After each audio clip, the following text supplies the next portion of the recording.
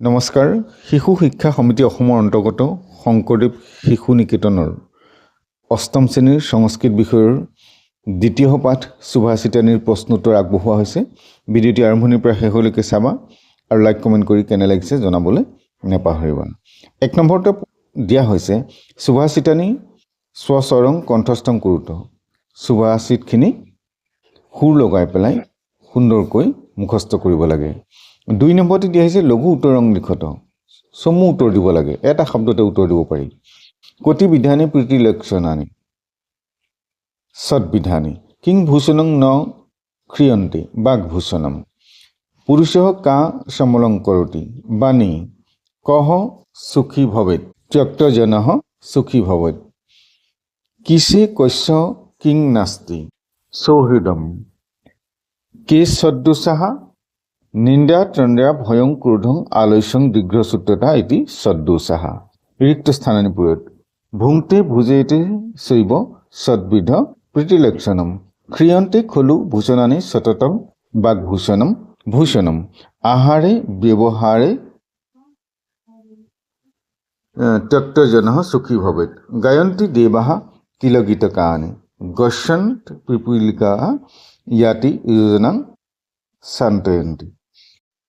4 নম্বৰতে দিয়া হৈছে পৰস্পৰং মেলয়ত মিলাব লাগে। পৰিৱৰ্তনী সংসাৰে মিত কোৱান জায়তে অগছন বৈনতেওপি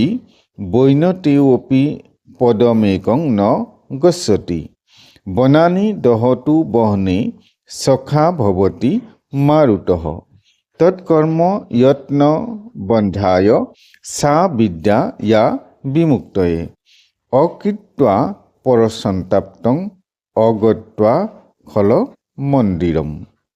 এইখিনি হ'ল 4 নম্বৰলৈকে কৰিবলৈ দিয়া। এতিয়া ইয়াৰ পাছতে আছে 5 নম্বৰ। 5 নম্বৰ দিয়া হৈছে অপৰম একৈকং পাচং কিকং শ্লোকং সংগৃহীত। অন্য এনেকুৱা ধৰণৰ প্ৰাসংগিক থকা বা মিল থকা শ্লোক সংগ্ৰহ কৰিবলৈ কোৱা হৈছে। এনেকুৱা শ্লোক তোমালোকে লোৱা। ভৰ্তেহৰে বিষয়ে 10 বাক্যানি অন্বিষ্য লিখত। ভৰ্তৃহৰিৰ বিষয়ে 10টা বাক্য সংগ্ৰহ কৰি পেলাই লিখিব লাগে। গতিকে ভৰ্তৃহৰিৰ বিষয়ে 10টা বাক্য ইয়াত দিয়া হৈছে। তোমালোকে ভাল ধৰণে চাবা আৰু এইখিনি লিখি মুখস্থ কৰাৰ লগতে এনেকুৱা বেলেগ সংস্কৃত পণ্ডিতৰ বিষয়েও জানিবলৈ চেষ্টা কৰিবা।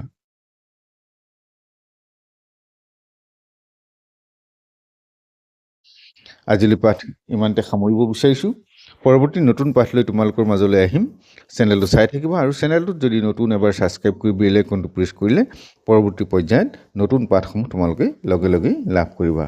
আমি তৃতীয় পাঠ লৈ আহিম ৰচয়ম সংস্কৃত ভৱনম। নমো নমঃ।